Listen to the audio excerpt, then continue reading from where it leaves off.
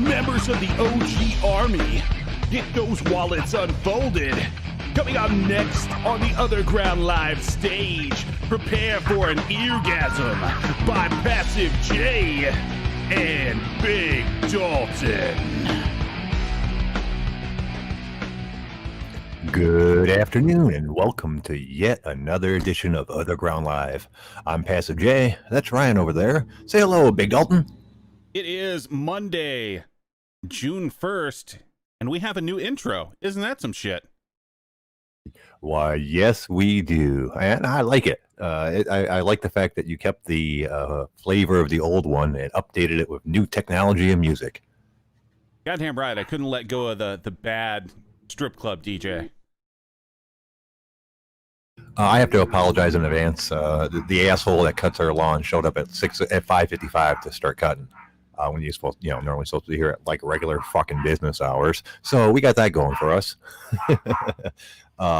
Which of course makes the dogs bark whenever he gets near as well. And it turns out you can actually catch it, him mowing the lawn on my mic as you drive by. Oh, for fuck's sakes. We're a real professional podcast. I'd like to say that up front. Speaking of professional podcasts, I have received my upgraded microphone. How does it sound? You sound much more like an actual human as opposed to someone speaking through a speaking spell. Oh my. See, it never sounded that bad when I listened back to it, but apparently you listening live is completely different than the way it records. As far as gain goes, does it sound loud enough? Too loud? Anything? What do you think? You might be able to back off on it just slightly, and we'll probably catch a little bit less in the background. I think that the only difficult thing that you have is doing this thing live. You're not able to do really much as far as like a noise gate or anything like that. But yeah, otherwise you sound more like what you probably sound like. Right. Okay, I backed it down a little bit. Does that still okay on the volume level? Yeah, I've still got you fine. I think the true test will be people in the chat. Like, how does Jay sound? Right. Am I too loud, too soft? Just right. Homelander says okay, so you're fine. Okay, it's good enough. Oh, by the way, he would have ripped you a new asshole. That is true. That's what Homelander does. Also want to thank the OG Army for showing up. The show is for you guys, so I appreciate you actually being here for it. What do you want to talk about, Ryan? I don't really have a lot of topics. I had a busy day today. Good day, bad day, but mostly a good day. You got anything you want to talk about before I get my various complaints out of the way? No, I think really the only thing, and I think everybody in the world is fucking talking about it, so we won't spend a ton of time, is all of the riots and shit still going on. Oh, yeah, and spreading. And just as I feared, the Detroit riots, protests, rather, have turned not into... It's not as bad as other places. As far as I know, they're not burning or looting anything, but the protests are getting real kind of ugly, and the police are starting to respond ugly. And I've barely even read the details on it, but it's not a good thing going on in any way, shape, or form. And from what I understand, our area is not too bad. I think in Grand Rapids, there's been a couple buildings burned and shit like that. But on the grand scheme of things, we're pretty mild compared to a lot of places. Well, and I don't think it helps things that today came out the independent autopsy paid for by George Floyd's family came out that he died via asphyxiation. So it doesn't exactly jive with the coroner's autopsy. Well, I don't know. Didn't the coroner's autopsy say it was a combination of asphyxiation, intoxication, and like underlying medical conditions? No, that one hung its hat on underlying medical conditions, intoxicants, and the role of the police. They said there was no signs of traumatic asphyxiation. I can't say the fucking word. I'm turning into you. God damn. Shit. Yeah, that's some bullshit if that's true. I, of course, would want to have the independent autopsy done by the families double checked. Well, it's not that. I don't. We always know I don't know if. We always know that the truth is really somewhere in the middle. It'll all come out, during the actual trial for this. But this is like the worst time for that news to come out. Right. Especially when the other three cops still haven't been arrested for anything. And we just went through what we went through the last, few days. It's a little fucking ridiculous. So right. Yeah, exactly. Think, unfortunately, that we've seen the worst. Yeah, and that's as you mentioned, this isn't really a political talk show or one that focuses on even the serious things for the most part. But you can't ignore the fact that it's getting really shitty out there. Uh, as you said, I think it's going to get worse before it gets better. Um, whenever I start to panic too much, I have to remind myself that this is not a new thing. It's not a new thing for America or a new thing for the world in general. Like 1968, the protests around that area, I'm sure were just as bad, and in some cases worse before they resolved. But And we seem to we're have still this like here. every so often. Like there were pretty much riots in 65 and 67. There was something in the 80s. Obviously 90s you had like Rodney King. You had Ferguson roughly 4 years ago. Like it was interesting. So it popped up just on my YouTube timeline. The last week tonight, so John Oliver, the story that he Yeah. did roughly exactly 4 years ago, and you could play that thing and like half of it would apply to what we're going through like this weekend. Yeah, yeah. And like Homelander was saying that all of his friends are like extremely on one side or extremely on the other, and it's the same for me. Like there doesn't seem to be anybody taking a reasonable attitude about it. It's all one way or the other. When obviously it's somewhere in the middle. Um, and now, don't get me wrong, I'm not defending anything that guy did or anything like that. I'm just saying when I say I'm in the middle, I think what he did was wrong and he deserves to go to jail for it. And I think that people shouldn't be burning down fucking buildings and stealing shit. That's why. So I think that's why I think of myself in the middle. And it really doesn't seem to be a lot of people in that spot right now. Well, I mean, I think we all can agree on like that was an excessive use of force. Mm-hmm. Like that guy was killed. But we can definitely be against things like looting and rioting and shit like that. And then on the third hand, as if we've been, radiated, like we can also be against like the cops that are fucking shooting people with canisters on their porches and shit like that in response, right? Like there's Mm-hmm. enough fuck up to go around. Yeah, exactly. It doesn't have to be like, yes, that was bad. So, yes, we go ahead and burn everything down. But it's also, you can't say, yes, riots are bad. So it's okay to go around fucking randomly shooting at people. And, I've stopped clicking on the articles because some of them just sound so bad that they're unbelievable. Like articles that say a cop walked up to like a 7-year-old, pulled down her mask and maced her. I'm like, dude, that can't be right. That can't be. I'm not going to click on it because I don't want my day to be a downer. If there's even a grain of truth to it, but goddamn, Well, there is it's a so hard to video find. of a cop that did walk up to someone. It wasn't a 7-year-old. It was a black guy, don't know the age, but walked up, literally pulled down his mask and sprayed him in the face. See, and Like yeah, I that was a realize thing. context. Right, and I realize context is everything, but goddamn, really, that's the resolution you came to. I don't know, unless the guy was fucking throwing bricks at him like 3 seconds before they started recording or something, in which case that was a very very restrained response. Unless it's something like that, I can't come up with a reason why that'd be okay.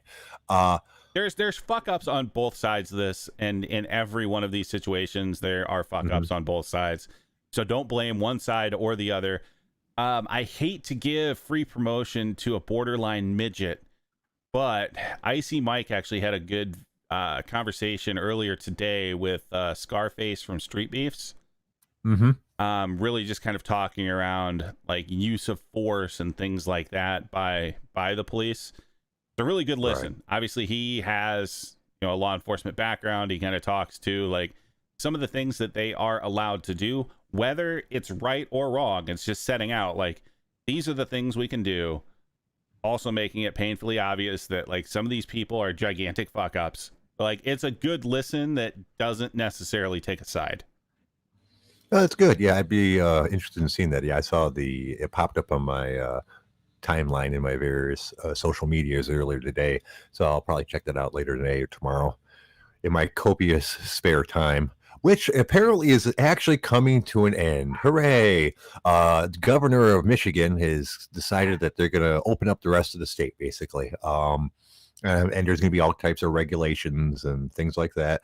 But the long of the short of it is I'm going to work on Friday at 9 a.m. for a special meeting. Make sure you wear your mask. That's what it said in the message I got. And then that was all the information I got. But my wife, her boss is a little more forthcoming with the information. Apparently, we're going to open next Wednesday, the 10th, for like normal service. So everyone will be back to work, which makes me very, very happy. Employment J. Employment J, yeah, well, which will be a huge change from unemployment J. Probably I'll be mostly crankier because I'll be getting home after being abused all day. But I'm still glad to be getting back to work. If nothing else, on my unemployment website, it said I had 2 more weeks of unemployment left. I'm not sure if that's actually true. The thing being, for a standard unemployment, you get 6 months. If you haven't found a job in 6 months, you stop getting unemployment. I obviously that's not normally a problem with me. I'm off work a little more than 2 months, about 2.5. Obviously not this time. This time I will been off 6 months and about 2 weeks. Now I do know there have been announcements that unemployment is going to be extended for certain things, and I was not too concerned because I thought there was perhaps avenues that I could go through. But on the other hand, it said right on the website 2 weeks, and they'd already adjusted all that shit for the COVID stuff, like remove questions that weren't pertinent and all that good stuff. So I was like, well, maybe that's all we have left. So to be going back to work is really, really good on multiple levels. Well, yeah, and now just people have less things to bitch about with you. So, I mean, that's a win, right? Yeah, but like that's 1 out of 8 things. So really, I don't think the level of bitching is going to be reduced all that much. Speaking of bitching, it's not all good in my life. I went to the dentist today. Yeah, how'd that go? Well, let's just say that my dental insurance is not nearly as quality as my medical insurance. They did apparently my doctor has done really well since I've seen him. Instead of having an office in a converted house that I suspected he lived in the second floor of, he now has this gigantic business, really well done. It's got apparently he's a manly man. It's got like deer heads and trophies all over the thing, and it's all done in like timber, and it looks like a fucking cabin, but it's gigantic, and you look up and it's like wooden beam, a ceiling, and you look over the side and there's like a deer head and shit. It's very nice. It's very upscale, if you can think of like something, cabiny like that, but upscale at the same time. And Dr. Alanowski, that's his name, looks fucking great. He must have only been like in his late 20s when he was my dentist, when I was like 12 or so, because he looks like he's in his 60s, like mid 60s. So and he remembered me apparently. I thought, not at first, I thought he was making it up, but he remembered my brother as well and my brother's name, and that they didn't have any of my records. So all he could have faked it that if it was just me. Which surprised me. How many 9-foot teenagers does he meet? Well, I was tall for my age at 12, but nothing exceptional. I actually had a growth spurt after I got out of high school, which is not that unusual, especially since I got out of high school when I was like 16 because I got kicked out of my house. It was my senior year, but I was about to turn 17, which I would have graduated, which is not that unusual. Well, yeah, but I mean, like the skull doesn't change too much, so you had like a 3-foot face, so I'm sure you rememred that. Right, probably. I'm sure, like at the age of 8, you had the face of like Mask. Well, it's funny though because while I was tall in high school, but not exceptionally tall, I swear I've got no way to confirm it, but I think I grew like 3 inches after high school. Everyone I meet now, or like after my mid 20s, which is where I stopped growing or some crazy shit like that, I was always stunned. It's like, holy shit, I don't remember you being this tall. I'm like, well, that's because I wasn't, dude. I was just middling tall in high school. No, it's just because no one ever actually paid attention to you. So now now that you're like above average height, they were just like, oh, I don't remember you being so tall. I actually don't remember you were a human. There's more truth to that than I care to admit. I think one of the reasons that I'm such an attention whore on the internet is because I didn't get a lot of attention growing up, both at the home and at school. I was pretty much one of those invisible kids. I ranged between invisible and a target. So actually, invisible was good in a lot of ways. But that being the case, I've often, because I don't know why I am the way I am, but I wonder about it sometimes. Like people ask me, why are you such an attention whore? I'm like, I don't know. I just like attention. I like interacting with people. I like trying to make people laugh. If people laugh, it makes me feel good about myself. So, Well, and who Jay, knows, maybe that's part speaking of of it. giant attention whores, did you Yes. know that we got our first promotional message sent to us? Oh, what do you mean? Well, we're gonna have to take a short break here, and I'm gonna have to, go ahead and play something that was sent to us. And hey, folks, we'll be right back. This is Jason Statham, and you're listening to the OtherGround Live with Passive J and Dalton. Don't even think about switching the channel, or you might need protection. Protection from who, Jason? The Germans? Well, wasn't that something? Oh my! See, I knew he was on the OG. You know, people have talked about that for years. I suspected. I wonder what his screen name is. Yeah, I don't know. But yeah, that's pretty awesome. Yeah, it wasn't. People are asking where the Dalton came from. I get that a lot. You know, it's hard to explain sometimes. Homelander came up with that with the entire Dalton from Roadhouse thing, didn't he? Yeah, I think so. It was one of the many stories Did I lose had you? about Okay. being a bouncer. And apparently it just popped up. I didn't even understand Right, it for the right, first few yeah, days. And then someone said something like, oh, yeah, I guess that makes sense. Yeah, yeah. No, it works for you. That's a good nickname. Oh, let's see what else. Oh yeah, so I was at the so I went to the dentist, and it turns out my dental insurance is not quite the awesomeness that my medical insurance is, because it's going to cost me about $900 to get my tooth fixed, which I thought was ridiculously expensive. But when I asked around, apparently not, because they got to do like a crown and something else too to support the crown, because otherwise I'm probably going to lose the tooth, which is the other option. Well, And heavy is the head that wears the crown. right. Now, well, don't get me wrong. The my insurance is paying for half of that, and Sly Dog's asking if ribs root canal. No, the tooth I had a root canal on it like 35 years ago. That's what the problem is. There's not much tooth left. It's mostly root canal and like whatever they put in the top thing. You know, it's you call it a filling, but it's most of the tooth at this point. So. And it's actually like $1,800 or something like that, and the insurance is covering about half of it because they consider it a major thing. The X-rays and all that good stuff, the insurance covered completely. So out the door for everything they've done so far and what they're going to do to fix it, it's going to cost me about $900, which is more than I can really drop out of my bank account at once. So I did their care credit thing, which is a zero interest credit card as long as you pay it off within a year. Yeah, if you can't pay $900 in a year, you're a piece of shit. Right, exactly. Yeah, that should be pretty stress free to pay that off. I mean, honestly, a year from now, we should be making at least $900 a week on this goddamn podcast. Now that you have a microphone that someone over the age of 12 would use.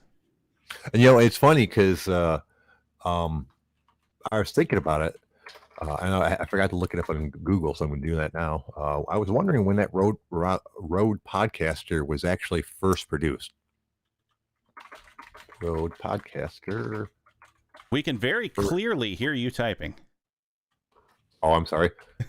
I'll try not to type so hard. No, it's just you have a better microphone that picks shit up now. So yeah, we can hear every goddamn keystroke. Oh, I'm sorry about that. Let's see. Jesus Christ, it's probably going to be fucking hard to find that out, But regardless, like any USB microphone would not be acceptable for what you're trying to do moving forward. Right. Let's see. As far as I can tell, 2010. No, I'm sorry, it couldn't have been 2010 because I bought it before that. About 2005 it looks like, let's just go with that. Which means the technology was 15 years old when I first started using that Rode Podcaster. People told me I sounded goddamn awesome, and I did, compared to the people that were using webcam microphones and headset microphones, which was mostly 90% of the people out there doing podcasts because it was so new. 1 second while I cough. obviously it's not like that now. So I've fallen behind in the technology curve by quite a bit. I do appreciate the upgrade a lot there, Big Dalton. And the nice thing is it gives me a base to move up to if I ever have the money to move up to a better microphone.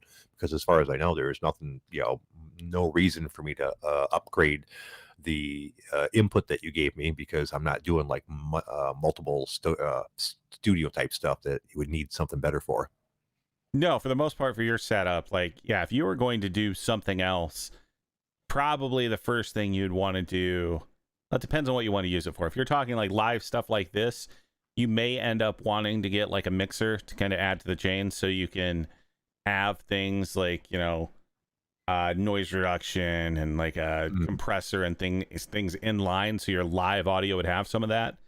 Ooh, okay, now I'm interested now. I just found out what compression was like last week, so Jesus Christ, Jay.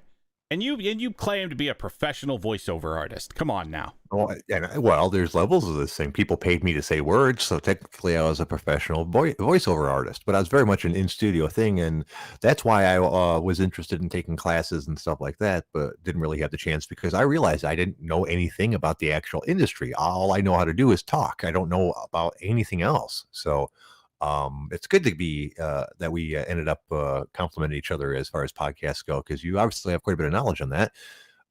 So I'm glad to be able to tap into it. But yeah, like if you added an actual mixer, you could put in a noise gate to where we wouldn't hear you typing. Like, you guys generally don't hear me type, and the times that you have it, just because I adjusted down the noise gate when I was recording something like within a program. Then you could have like compression in there, you could have a de-esser in there, you'd have an EQ in there. Like things that you would actually want to do for live audio. But then I think the only other really upgrade for you would be a microphone at some point, and it would probably be to the Sennheiser 416. Right. So there's no point in spending like something that costs a couple $100 more than this. The next step up would be something. It would be that bad boy, huh? Well, yeah. Like there's no, like the microphone you have right now is not going to sound any discernible way worse than like stepping up to a Shure SM7B or anything like that. Like your next step up is going to be $900 to $1,000. Okay, and you'll have to send me links for like the mixer type thing you're talking about, so that I can project my path with that as well. Yeah, just Google DBX, like I think it's a 206 or something like that. Predictive text will probably find it for you. But it's pretty basic. And Homelander, he is not going to wear off on me. Just because I couldn't say asphyxiation does not mean I'm a marble mouth son of a bitch. A DBX 286 mic preamp. Yeah, that sounds right. Or there's a DBX 260. Okay, because there's a 266 that just says compressor sound. It's a 286. Like that. Okay, I'll look into that. Not anytime soon. I would assume they're probably not cheap. They're not. $200 or $300. They're not horrible. Yeah, they're not bad. $219. Jesus Christ! I'm going to nickel and dime myself to death on this thing. But you gave me the biggest step, so I think I could probably afford something like that for my next one pretty easy. Well, yeah, shit. You got like a $200, between $200 and $300 microphone, $100 interface, like for free. Yeah, I think I could probably kick in for the microphone free. Okay, yeah, you're right. You're right. That's a good idea. Goddamn, pal. All right, let me look at it. Do they have it on Amazon? I love Amazon. Of course they have it on Amazon. Stop doing your shopping during a live show. Oh, I'm sorry. It's not like they're going to get it here before. That's right. It's not like they're going to get it here before the end of the show. Not like Amazon used to be before the pandemic, where they would send you shit you didn't even want because they figured you might want it. They were actually doing that at one point in test markets. That doesn't surprise me. Anything they to were speed up the supply chain. Yeah, they were actually sending people, stuff that they hadn't ordered that that their programming thought they would want, and they said, hey, if you don't want it, here's a box with it, send it back for free. Just leave it on the porch. We'll get it tomorrow. And apparently it was fairly successful because they talked about moving it into other areas. So how many boxes of cock did they send you? 4. But I put it on the subscribe thing, so I don't have to worry about it really. Do you do that on Amazon? Do you have any subscription items, stuff that you have them send you every month regardless? Yes. Oh yeah, isn't that useful, man? Well, yeah, because there are things that like are very time boxed. So like my BCAAs that I take, like when I work out and shit like that, those last basically right exactly at a month. Vitamin D3, I think that might be every 2 months. I forget how many pills are in there, but I've just basically gotten it to where it'll run out like essentially right the day that they send it to me. Same with a couple other supplements here and there. Like all that shit's super handy. Right. A Homelander said he wouldn't worry. We shouldn't worry about the additional equipment. I'm going to ignore that. And Tenor, Astroglide Daily? Hell no. I go to Costco and get the 5-gallon buckets of KY. A fucking professional, sir. Dalton is nothing if not cost efficient. Goddamn right. I go in there and I buy that in the largest cucumbers they got. It's a party now. Woo. Hey, speaking of which, I haven't heard you open a White Claw. Are you like swearing it off on weekdays or something? No, I think the noise gate just doesn't pick it up right now. I realize the rest of the everyone in the OG Army is probably bored with us talking about microphones and technology. But I'll say even the output, feed for that I use for my headphones sounds better too. I'm surprised, because it's just, it's the exact same headphones, just a little earbud rather, that I have in one ear. But the I can difference hear is like, so what you were hearing before was just essentially almost like a sound card within the microphone, whereas this is like a true audio interface. It's going to give you much more the real output of what that microphone's going to sound like. So yeah. Okay. Everything's like 1,000% better. I sound goddamn awesome. In your own mind. No wonder I get the ladies of my voice. Holy shit. You're the only motherfucker that actually likes their own voice. The fuck is up with that? No, that's actually not true. I'm liking it at the moment because I can hear myself just through this particular feed. When I listen to myself, like on recordings, I can't fucking stand it. To me, I always sound very high pitched and nasally. That's why I don't listen to our shows or most of my work once I send it off to somebody, because I hate listening to myself. That's why I tell people, I was like, dude, your voice is fine. They're like, oh, I hate the way my voice sounds. Like, everybody hates the way their voice sounds. Nobody likes the way their voice sounds at all. Not a single goddamn person. Sure, there's some people out there. Yeah, I don't know. Like the movie trailer guy, he has to be sitting there like, hell yeah. Yeah.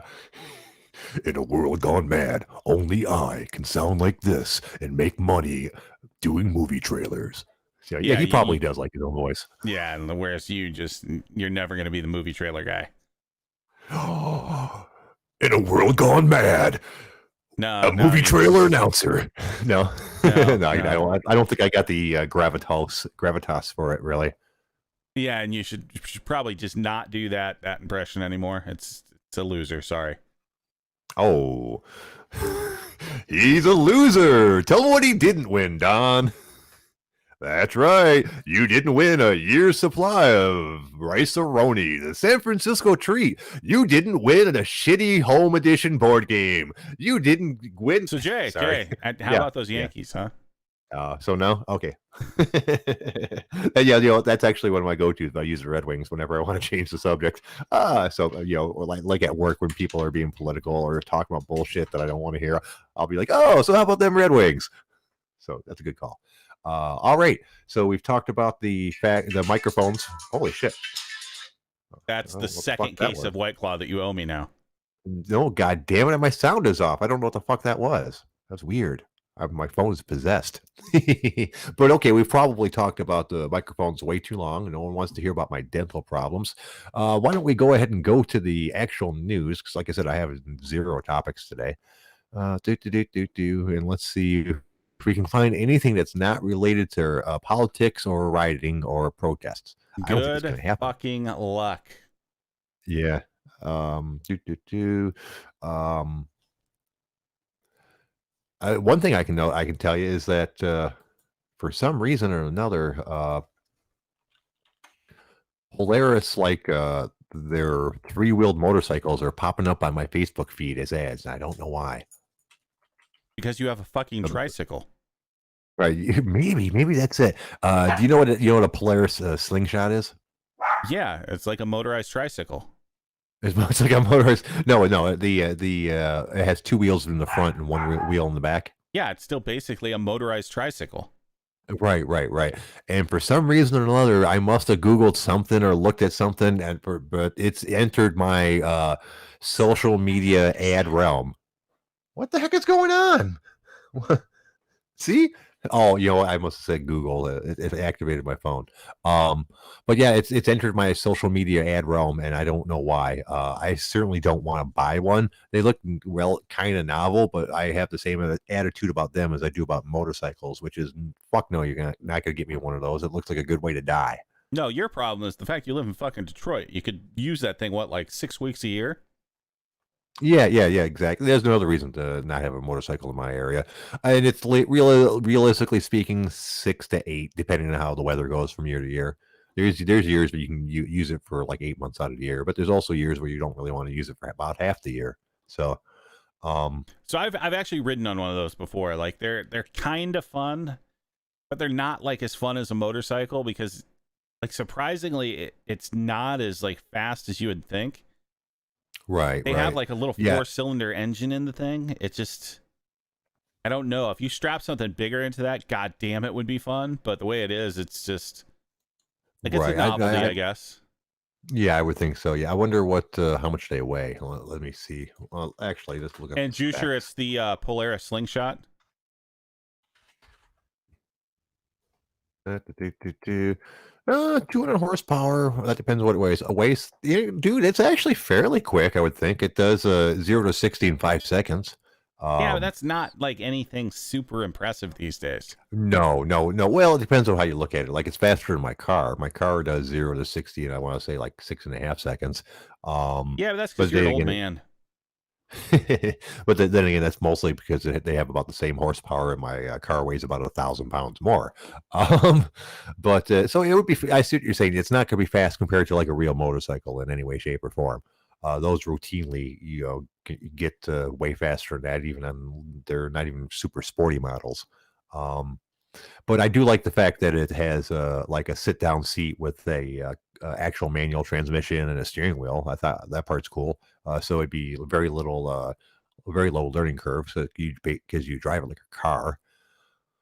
But yeah, but they're also super duper fucking expensive. They start at like $30,000 for the nice ones, and you can get up to 40,000 for all the accessories and bullshit that you want to put on it. And that's a Yeah, lot of money for a and fucking toy. in Homelander, yeah, it's kind of a Can-Am ripoff. It's more of like a true kind of like sit down, almost kind of like hybrid into a car, as opposed to the Can-Am, which is almost more like a four-wheel that they just converted into like that kind of reverse trike. Right, right. And as far as motorcycles go, I could see if you lived in like a rural area, where it might be, a practical, but I don't live in a rural area. I don't live in like downtown, but I live where there's enough fucking traffic that you have to be insane to drive a motorcycle around here. As I've probably mentioned before, my stepdad was killed in a motorcycle accident about 2 years ago, right around this time, actually, about a couple months from now.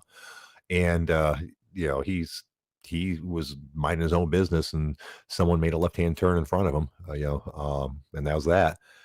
And that's what worries me, because you're on a motorcycle, you can be in a position where your skill level doesn't matter in the least bit, because you're in a unprotected environment traveling at high speed. It can be over in a fucking second, and you have no choice in the matter. Yeah, I mean, your entire time riding a motorcycle, like you have to be watching everyone else more than you're watching what you're doing. Right, and and like I said, that can still not matter in the least bit. The guy just didn't see him. He was the sun was in his eyes or some shit like that, and this is like an 85-year-old man. Um, and the guy, it's like you've been at I don't know if you ever ridden or not, but driving a car, obviously, you've been in a position all the time when you're driving down the road and you see somebody stop to get ready to make a left, and if they just don't see you and turn in front of you in the last second, even if you were looking at them the entire time, there's nothing you can do about it. Yeah, I've definitely ridden. Like most of the time though, is I'm getting out of there on roads that aren't necessarily super busy. Like you're not going to be Like, you don't buy a motorcycle and get into riding to be stuck in traffic. Like, that's not what you're doing. Right. And I realized what had happened to my stepdad can even happen in a rural situation. Anytime there's more than one person on the road, it's a possibility. But I do believe that where you live multiplies that factor. Obviously, on a rural road, it's your chances of dying are maybe only a couple times a day. While around here, your chances of dying are like a couple times every fucking minutes. Like, But you're like, overstating it because of like how closely you were touched by a motorcycle accident. Like, they're not that common. Yes, on the long run, you're probably going to put down your bike at some point. Mhm. But generally, it's not going to be something terrible.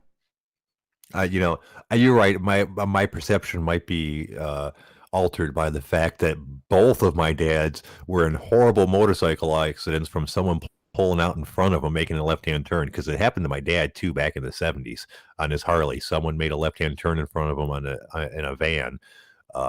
Probably a sweet van with like a wizard murals painted on the side of it. But he ended up on top of the van with his bike was underneath the van, and supposedly he spent like a substantial amount of time in a full body cast recovering from that.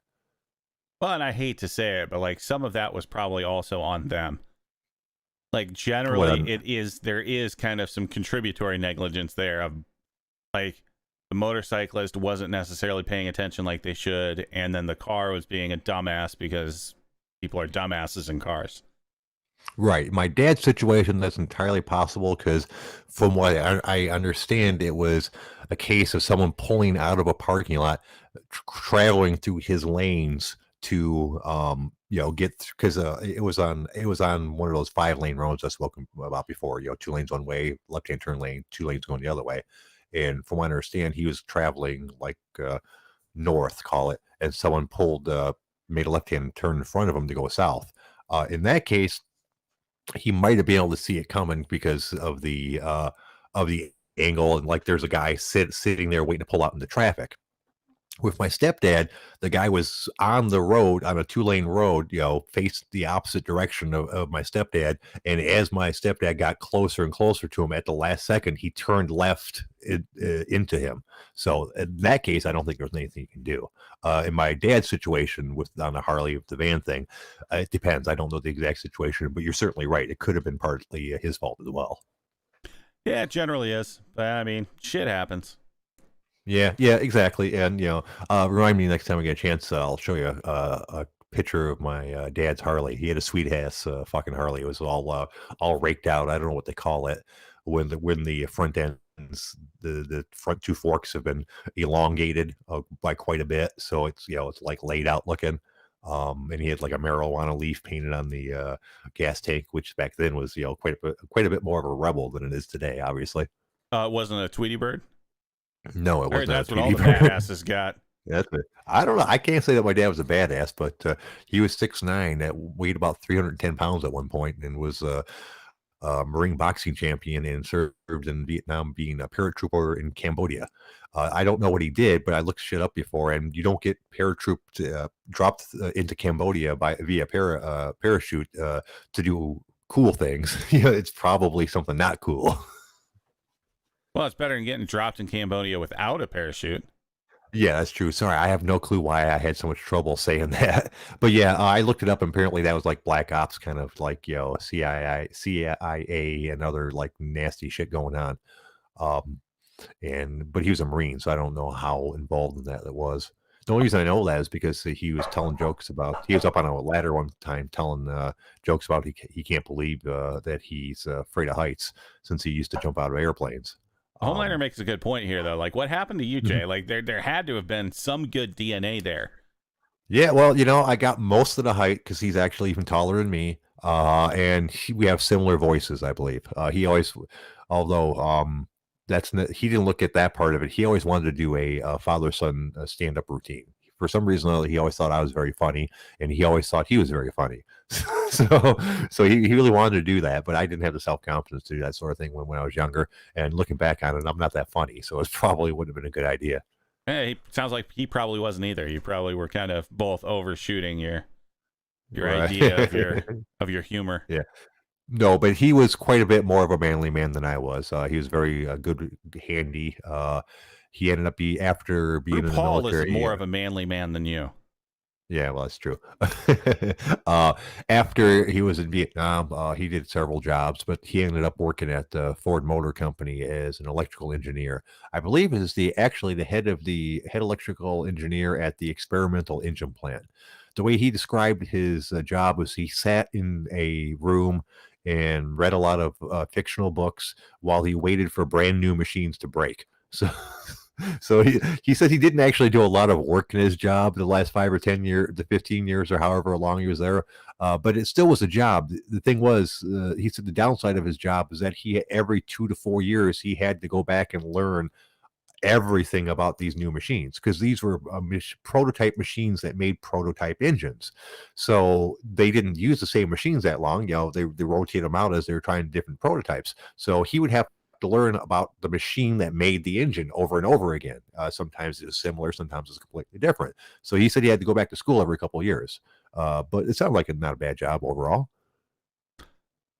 Yeah, and it sounds like he actually had a decent head on his shoulders and didn't get sucked into the Jewish mob like his son.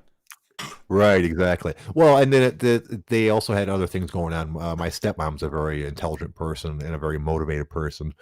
Um, when they met, my dad was working for Ford and making barely any money at all because he had horrible garnishments of his wages for like tax things and child support and things like that because he wasn't always smart. Let's put it that way.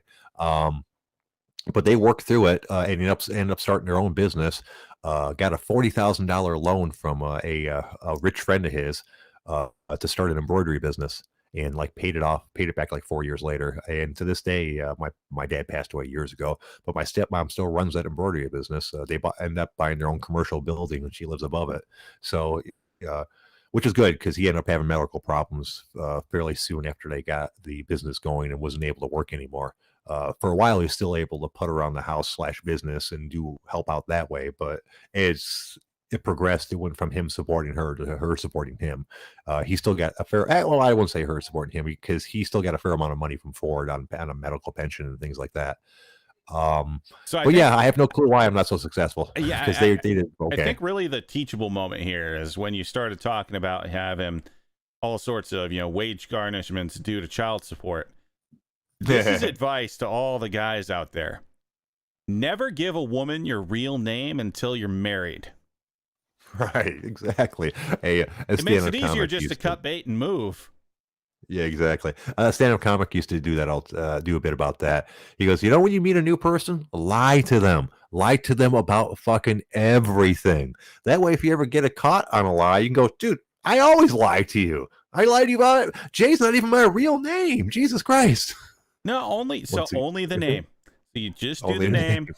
You have a fake name. So if it pops up, it just says, hey, I would like you to take a DNA test. At that point, you just go ahead and you move someplace else. And she's never going to be able to find you. No, apparently not. It's pretty easy. I don't know you about just switch that. your cell phone number, you go ahead and move. I don't know. I like where I live. Maybe I just make sure I won't impregnate anybody besides my wife, who is not possible to be impregnated. Thank God, she's had her tubes tied. I realize technically, medically, it's possible, but the odds are pretty slim. We don't want any more kids. Obviously, she has kids. I don't want them. I don't want to spread my genes. That's a serious statement, by the way. That's not just a joke. I don't think my genes are good enough to be spread among other people. I've had enough medical issues I don't want to subject somebody else to that. Yeah, I think, I'll just go ahead and stop at Dalton's dozen. Dalton's dozen, yeah. Luckily, I have no payments out there because no one knew the real name. Right, that big bouncer guy. They are cheaper by the dozen, so that was a good point. Do you get a group discount? Well, I don't know, but it is possible. Oh shit. Homelander's talking about online dating. He said it peaked in 2014. Let me think. 2020. Yeah, you know what? Actually, that's about when I was doing online dating. Yeah, that was fun. It was pretty awesome. All of a sudden, at the age of 39 and 40, I became a player. Now you got to remember there are ranges of this thing. as long as you have realistic expectations about what you can get with how you look, you can have a good time online. Yeah, Jay was trying to, get the high score for 44 fours. No, I mean, but at one point I was seriously dating 3 or 4 or 5 times a week. Like there's a couple days where I had like a lunch date and then an evening date.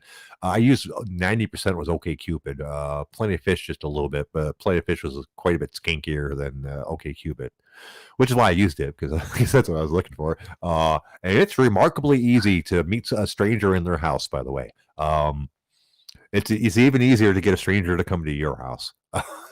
And like some of them, a lot of them, I would go on like a first date for the first like 6 months to 8 months that I was doing this. After a while, I got bored of that shit. I was like, I'm not paying for fucking people's meal over and over again.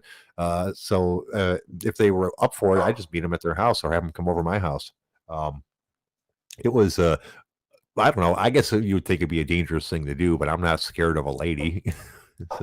Probably should be. Yeah. Now going to their house, I always make sure I scoped out the situation, and normally, like I wouldn't go to the hood to someone's house or something like that. I have to make sure it was an acceptable area where it was unlikely that I was about to be kidnapped and having my kidney harvested.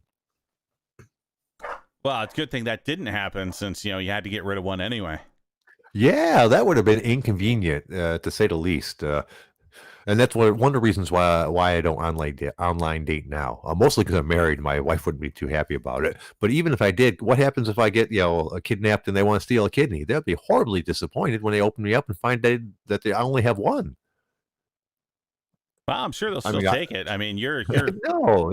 Let's not turn this kidney robbery into a murder now. Come on.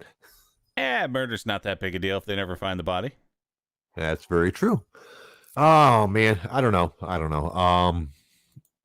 don't have topics, but I don't want to look at the goddamn news. There's nothing good out there for the news. We Yeah, absolutely know that. John Jones confronted 2 people carrying spray cans around Albuquerque. This is not the way. So apparently he's trying to do a little image repair. Either that really or was fed up with the shit. Like I will give that to him to go out there and see some people spray painting a bunch of shit and being like, "What the fuck are you doing?" Oh well, let's be realistic. After he took their paint cans, he probably went into the alley and huffed them. Nah, he's more of a drunk and weed kind of guy. I don't know. They're testing him. You never know. He might be able to looking for the only high he can get right now. Either that, or he just took him because he had something he wanted to tag. Yeah, I doubt that. It doesn't seem to me to be super literate.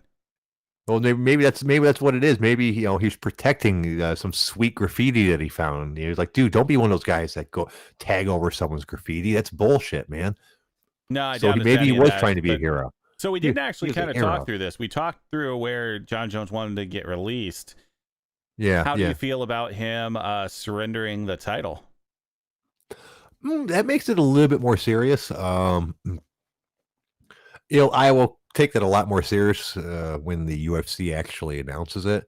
Like, with Triple C, when he said he was retiring and giving up the title, I'm like, and there's about like a 25% chance that that's actually real. Once the UFC announced that the title was vacant and they were looking for people to fight for it, then obviously, it became a lot more real. That's how I feel about the Jones things. Right now, about a 25-35% chance that's actually going to seriously happen. Well, Cejudo, that was still just a bargaining thing. You think so? That just didn't work, so they called his bluff. But the thing is, they went ahead and they vacated the title. But like, damn well his management is still working behind the scenes to get him more money, and then he would just walk into a title shot. Like, it's really not that big of a deal. I think it's probably less likely that Jones comes running back because he wanted absolutely ridiculous money. Like, I don't think Cejudo necessarily has a leg to stand on to try to get like stupid money. He could get a bump up from where he was at, but like, there's no way he's going to get a gigantic contract. I'm sure he actually knows that. Whereas Jones, for some reason, thinks he can, get as big of a contract as his brothers. Right. Okay. Well, then there's several points that I wonder about because Dana White claims that he was asking for like ridiculous money and even mentioned like $30 million, like Deontay Wilder money, which I believe is what he got paid for the last time. Um, and then Jones claims that that's bullshit. They never actually talked money. That as soon as they started the negotiations, Dana said that he wasn't going to pay him anymore, and no numbers were ever. Which do you think is right? Do you think that Jones did ask for specifically large amounts of money, or did Dana just cut him off from the get go, like Jones says? So based on that back and forth, like I guarantee at some point Jones or his management said that they want roughly like top boxer type money. Like I'm not sure that a number was thrown around or anything like that, but for Dana to talk and to Jones to come back around like comparisons to Deontay Wilder, like that had to have come up. That's not something that just pops into someone's head thinking about a contract negotiation. Right, exactly. So, and it's funny, if he gets paid or not, but Dana White does say over and over and over again that MMA is bigger than boxing now, right? You've heard him say that, right? Well, absolutely. So it is the thing. Like if you look overall, though, a boxing card, like pretty much all the profit from that ends up going just to the two main event fighters. Like MMA is different. Like you have an entire card. Like fighters are severely underpaid when you actually look at like percent of profit. Like they're getting, what was it? Like somebody came out and did a study on it. They were getting what, like 15 or 20% of all income. You there, Jay? Right, which is yeah, I'm still listening. Yeah, which is what like, and isn't boxing the more like 50 or 75% or something ridiculous like that? Well, that's because every boxing event is negotiated generally by one of the main events, like management. Right, Like right. it's not something that it is the WBO presents, Canelo Alvarez versus whoever. Like that's not what it is. It's like Mayweather Productions puts on Right, Mayweather versus McGregor. right. So, and that being the case, so it's from what I understand, the MMA fighters at anywhere except the top level make way more than the boxers do right now, which is where Dina's statement comes from, I assume. Well, no, what he's talking about being bigger is there's more eyes on MMA. Like there's higher gates overall. Like if you look at like all pay-per-view, like there's better ratings outside of the gigantic boxing fights. So yes, the UFC is bigger than boxing, but no one is making top boxer money. Nobody, regardless of what McGregor says or anybody else when they're talking shit when they're on top, nobody is making like 15-20 million dollars in a night. Okay, well then I guess John Jones does kind of have a point. You can't say that you're bigger than boxing and then not pay your top stars what boxing pays their top stars. You can, because it's a different model. Right. Well, exactly. Yeah, that's why, and that's why it's different contracts just set up differently. But I can understand why he would complain. You're comparing hand jobs and anal, like they're different things. Right. Well, I understand that, but I can understand where, and I can't believe I'm empathizing with John Jones, but I can understand where he's coming from, where he sees the UFC doing better than boxing, and the only reason he's not getting paid as much as boxers are is because the UFC keeps more of the money for themselves. But it's not really that. Like it's a different model. Like number one, your top MMA guys can fight generally 3 or 4 times a year. Boxers, you're generally only seeing once or twice. But there's also just the idea, like the people that should be pissed about the revenue share in MMA are the rest of the guys on the card. Like it's just not acceptable anymore that guys are getting like 2-2 or 4-4. Right, it's unacceptable that they're getting 20-20. I think basically there should be a MMA minimum wage for UFC where your bare minimum is 50-50.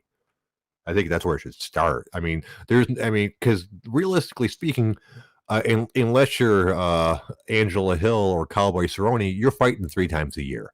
And I think anyone who gets punched in the face for a living should at bare minimum make somewhere between 150 to 300,000 a year. That's not unreasonable in the least bit, especially considering all their expenses for training and things like that. They would probably, let's say they lost 3 times. That's a bummer, but it could happen. Excuse me. So they made 150,000 a year. They probably had to pay their trainers, all that stuff, like a third. So they only made 100,000 a year, and then they got taxed on it. So they're really only taking home 60 or $70,000 a year to get punched in the face. I don't think they should get paid any less than that at all. Well, I'm not going to come out and say I necessarily support that, because I don't have all of the numbers here to compute it all out. Like, really where you should be is the fighters should be getting close to 50% of like the net revenue. Right. Like, that's where you see in pretty much all other sports that are unionized, like that's roughly where the revenue split is. So then you would end up having to take and see, like, obviously we know that there is kind of a pay scale that the higher level fighters get a lot more money, and you'd have to kind of bring that down the card to see where it would necessarily be. Right. Like, if you just look at it from a logic standpoint, yeah, you could do it like Richard Gere said here, as far as like cutting a third of the roster. The problem is that doesn't actually help you at all, because you're still looking at card by card. You still have to fill these things out. So it doesn't matter if you have 200 or 2,000 people under contract. Like, you're still looking at how much you're paying per event versus what you make per event. So it's one of those things that fighters are not being paid enough. There should be more opportunities for like sponsorships and things like that. That's why the Reebok deal was absolutely fucking garbage. Yeah. But like, what exactly it should be, I can't say. I don't have like their actual finances in front of me, so I couldn't like come up with a correct proposal. Right, exactly. Yeah.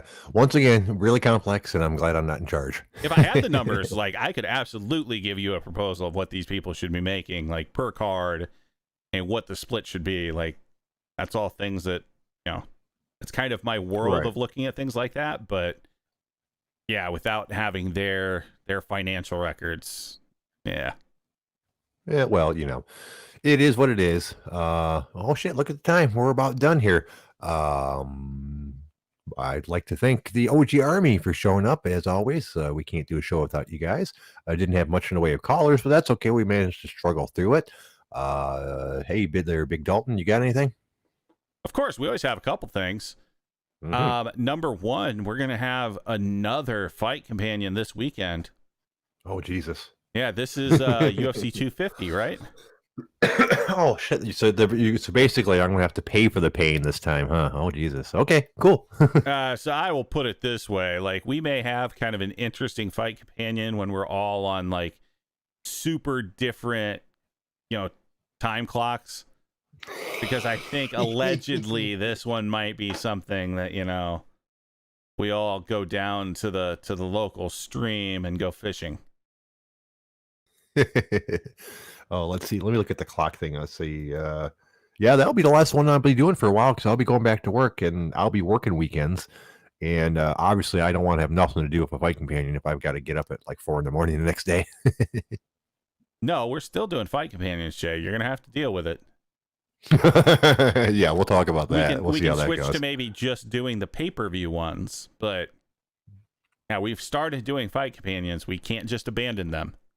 Oh, no, of course we'll pick them back up in fucking December, dude. No. God damn it, Jay. All right, You're we'll going talk about to that still tomorrow. do fight companions. We just won't do the shitty ESPN Plus cards that we've never heard of anybody.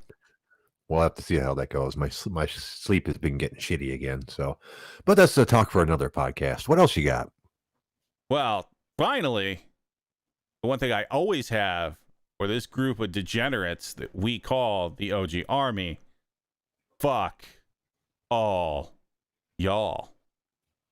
Everyone have a great night. We'll see everyone tomorrow at 6 p.m. Bye-bye.